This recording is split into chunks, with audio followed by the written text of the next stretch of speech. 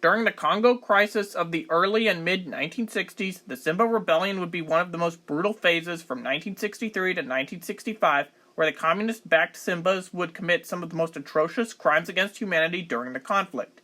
However, by 1964, the Simbas had captured the city of Stanleyville and most of the eastern Congo, yet they were losing ground fast to the Congolese and mercenary forces due to a lack of coherence among Simba leaders and general infighting because communism is like that. Fearing an inevitable defeat, the Simba rebels resorted to taking hostages of the local population, which were of European descent, in areas under their control. On October 28th, the Simba rebels arrested all Belgian and American civilians and aid workers in Stanleyville. Several hundred hostages were taken to Stanleyville and placed under guard at the Victoria Hotel and in other surrounding buildings. The Leopoldville government turned to Belgium and the United States for help. Several ideas were considered and discarded, and all attempts at negotiating with the Simbas had failed. Therefore, the collective governments turned to the military to solve the situation. The Congolese government and its Western allies decided to launch a multi-pronged campaign. The ANC troops, led by mercenary columns, would advance from the west, southwest, southeast, and the east. The mercenaries were well equipped for the campaign and given access to jeeps, trucks, mortars, and armored fighting vehicles.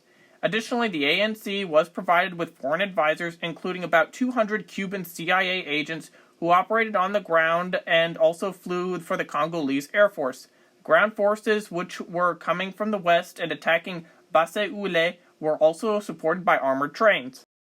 While these ground offensives were going on, an international task force was prepared for airborne attacks on the urban centers of the rebels. The Belgian army sent a task force to Leopoldville, airlifted by the U.S. 322nd Air Division. Washington and Brussels then jointly worked on a rescue plan codenamed Operation Dragon Rouge, or Red Dragon. On the early morning of November 24, 1964, 5 American C-130 Hercules planes dropped 320 Belgian paratroopers of the Paracommando Regiment onto the Simi airfield at Stanleyville. The Belgians were led by Colonel Charles Laurent. Once the paratroopers had secured the airfield and cleared the runway, they made their way to the Victoria Hotel, prevented Simbas from killing most of the 60 hostages that were held there, and evacuated them from the airfield.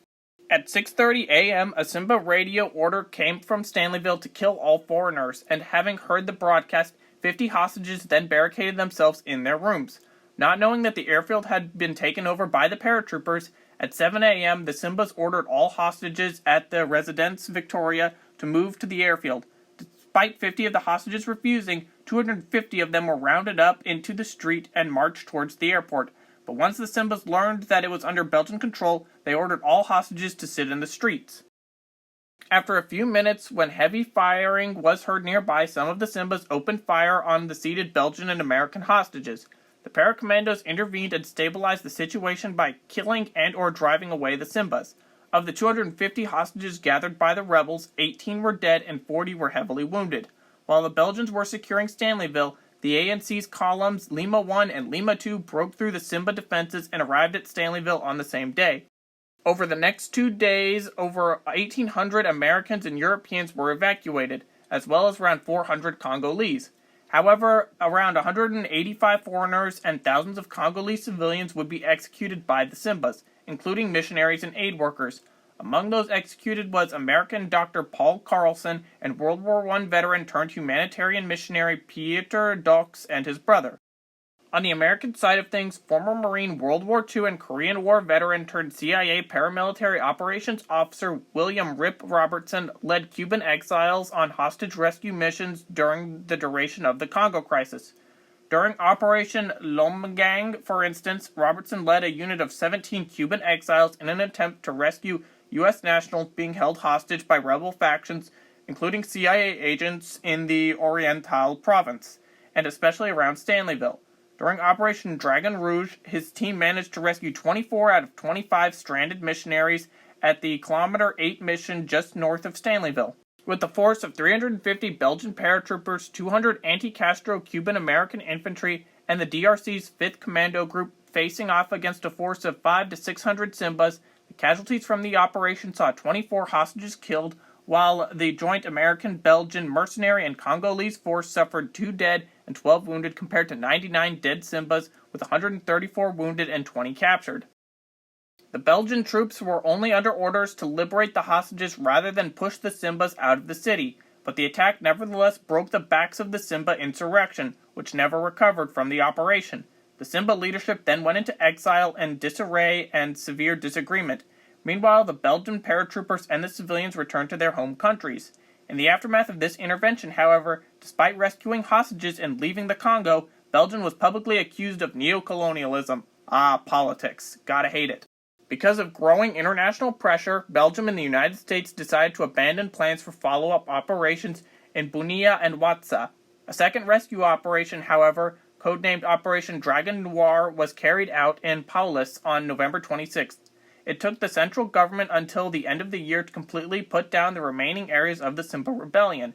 Soon after Dragon Rouge, ANC and mercenary troops captured all of Stanleyville and put an end to the Simba rebellion. Mercenary leader Mike Hoare and the 5th Commando are estimated to have saved the lives of 2,000 additional Europeans taken hostage by the Simbas, which made him famous around the world. Many of the hostages had also been so badly treated as to barely resemble humans, which added to the fame of Hoare, who was presented by the Western press as a hero.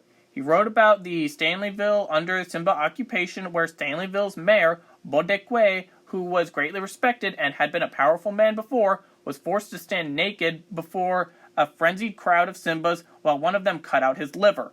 The mercenaries considered taking Stanleyville as their greatest achievement with only 300 men.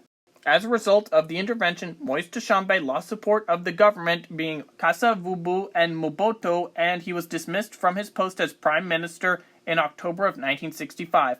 Although the operation had been successful, Mobutu didn't like the fact that Tshombe had done so with Western support as well as by using mercenaries to do so.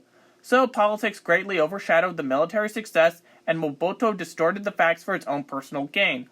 Also in the aftermath of the operation, in Burundi, protests occurred outside of the US and Belgian embassies. My main source of information for this video was the book Dragon Operations, Hostage Rescues in the Congo 1964 to 1965. So I highly recommend reading that book if you're interested in a more detailed account on Operations Dragon Rouge as well as Operation Dragon Noir. Did you know about Operation Dragon Rouge before this video? Would you like other videos on other aspects of the Congo Crisis? Write in the comments, and thank you for watching.